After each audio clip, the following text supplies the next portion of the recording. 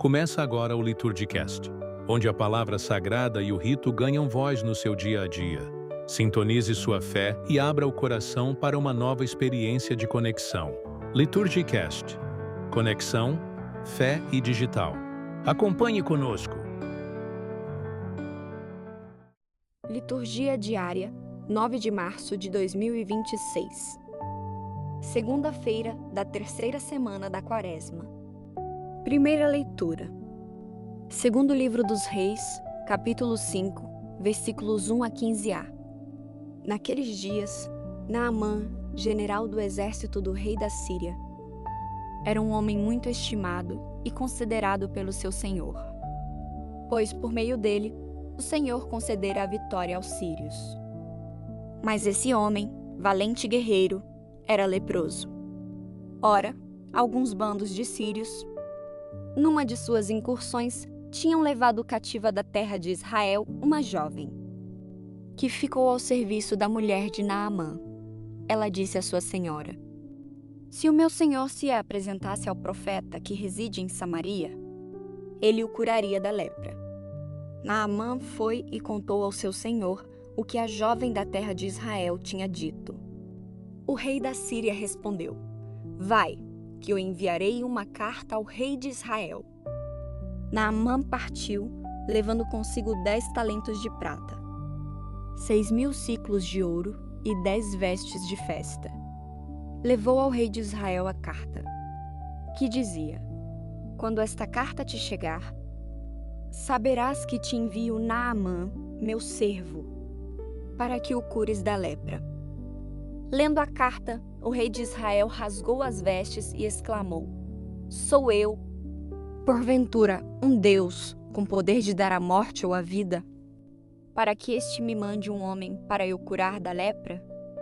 Vede bem que ele busca pretextos contra mim." Quando Eliseu, o homem de Deus, soube que o rei de Israel tinha rasgado as vestes, mandou dizer-lhe: "Por que rasgaste as tuas vestes? Que ele venha a mim, para que saiba que há um profeta em Israel." Naamã chegou com os seus cavalos e carros e parou à porta da casa de Eliseu. Eliseu mandou-lhe um mensageiro, dizendo: "Vai, lava-te 7 vezes no Jordão, e a tua carne se recuperará e ficarás limpo." Naamã retirou-se indignado, dizendo: "Eu pensava que ele sairia pessoalmente, pararia diante de mim e invocaria o nome do Senhor, seu Deus, e que passaria a mão sobre o lugar da lepra e me curaria. Não são, porventura, o Abana e o Farfar, rios de Damasco, melhores que todas as águas de Israel? Não me poderia eu lavar neles e ficar limpo?" E, voltando-se, retirou-se furioso.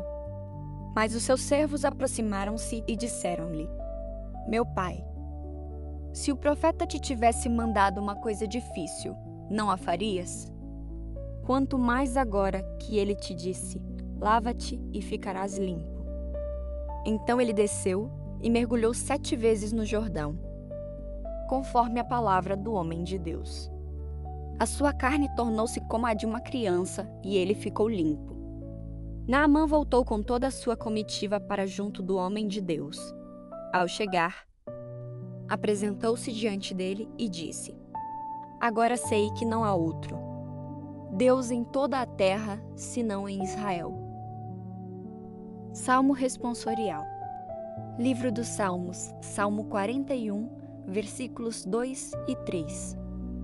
Salmo 42, versículos 3 e 4. A minha alma tem sede de Deus, do Deus vivo. Quando irei contemplar a face de Deus? Como a corça anseia pelas águas correntes, assim a minha alma anseia por vós, ó Deus. A minha alma tem sede de Deus, do Deus vivo. Quando irei e verei a face de Deus? Enviai a vossa luz e a vossa verdade, que elas me guiem e me conduzam à vossa montanha santa e aos vossos tabernáculos. Então irei ao altar de Deus, ao Deus da minha alegria e do meu júbilo. E hei de louvar-vos ao som da citara, ó Deus, meu Deus. Evangelho. O Senhor esteja convosco. Ele está no meio de nós. Proclamação do Evangelho de Jesus Cristo segundo Lucas. Glória a vós, Senhor. Evangelho segundo Lucas, capítulo 4, versículos 24 a 30. Naquele tempo, Jesus veio a Nazaré e disse ao povo na sinagoga: Em verdade vos digo que nenhum profeta é bem aceito na sua própria terra. Em verdade vos digo que havia muitas viúvas em Israel no tempo de Elias. Quando o céu se fechou durante 3 anos, 6 meses, e houve uma grande fome em toda a terra. Mas a nenhuma delas foi enviado Elias, senão a uma viúva de Sarepta, na região de Sidônia.